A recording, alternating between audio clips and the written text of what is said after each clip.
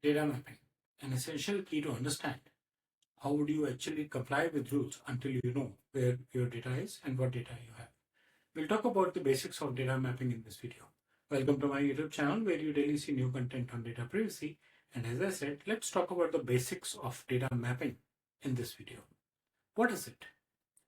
Do you know what data you have? Do you know what personal data you have, right, in your systems? Have you ever wondered how organizations track and manage the personal data across different systems? There are different systems, right? I've been giving this example of an organization just very simple doing sales and service for their products. A marketing team gets in with some data regarding prospects. It could be only phone number or with email, of course, with the name, of course. And then once that prospect is ready to become a customer, then they need the address and the deliverable areas, which go to the logistics, which go to the billing team. And when they deliver the material, the information further goes to the implementation team to implement and support. The information also goes to the finance team to check whether the payments had been received or not, right? And the service team retains it forever. Everyone retains, but they need it forever. But they all need different components, right? For example, finance does not need to know where does the customer live. They only need to know with the mode of payment and a bit of financial details, right? And similarly, the dispatch needs to know where they live, but they don't need to know which banker they bank with, right? So until unless an organization is able to capture what all are they taking in from their customers or their other prospects, which could be their vendors also, and where is it kept and how is it being used, how can they comply, how would they even understand where the data is and whether that compliance needs are being fulfilled for the data. So in this video, we are going to talk about what data mapping is, why businesses need to map the data, why is it important, and how does it help compliance, and why are even privacy professionals worried about it? Well, for privacy professionals, we are talking about personal data, and every transaction has personal data, right? You can say no, you can't say. You are doing business, but if you're delivering it at someone's home, you are doing business, even if you're delivering it to an individual, and therefore you need to have his phone number and his acknowledgement, so you need to have his email address, right? So personal data is all around everywhere, though we don't realize it. So the movement of data across your organization is what is known as data mapping. How is it getting collected? How is it getting stored? How is it moving between departments? Who is processing it? Which part of it at what stage? Who is probably sharing it with third party? Like for example, in the example, maybe the logistics is a third party company. Maybe it's sort of an e-commerce portal. So the logistics happen through the third party company, right? And finally, how and when do they delete this data?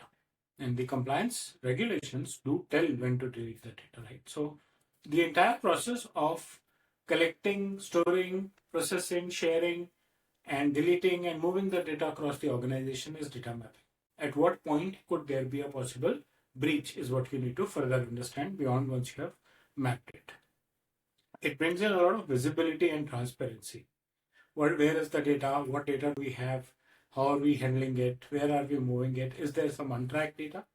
What we also call as shadow IT, and I plan to create some content around shadow IT or shadow data as well, which is data not actively in use, but residing somewhere in the system. So when you are deleting, are you deleting that as well? The compliance and regulations, well, if a user comes up and says, well, what personal information of me do you have? Request is the right to access this data. You provide the information and he says, no, I'll change my address. So it's right to change, right? So, or he says that, I've received too much of mails, I don't want, so please forget me. So right to be forgotten. If you can't produce what data you have, and if you don't know where it is, how would you give him or provide him with the user rights? So these are essential for meeting the compliance requirements. So therefore, it's important to know what data you have and where it is. And accordingly, you plan your security algorithms, help identify high-risk data, and prevent all possible breaches and unauthorized access that could happen to the data. Until I know what data I have and where I have kept it, how would I protect it, right? So to know where is data mapping. How does it help? Privacy and compliance says I want to understand, identify, follow global laws. What data do I have? Where is it kept? Incident response team, well, if they don't know where the data is, how would they check what has got affected? How would they help their audience in getting it resolved. Cross-border data transfer. How do I know whether I meet the requirements or not if I don't know what data I have and where it is kept, right? So until unless a proper data inventory is done, even cross-border data transfer would be difficult. So in the coming few videos, we are going to get to the details of data mapping. This was just a precursor of what data mapping is. It looks very simple, needs to be done, could be done manually, long and difficult task, but there are a lot of online tools available that can get integrated in your systems and help you identify where all you have personal data and how is it moving across the organization. So that's all the basics of data mapping. I hope you like the content of the video. Please press the bell and the like icon. Subscribe to my YouTube channel and share your feedback in the comment section. Thank you.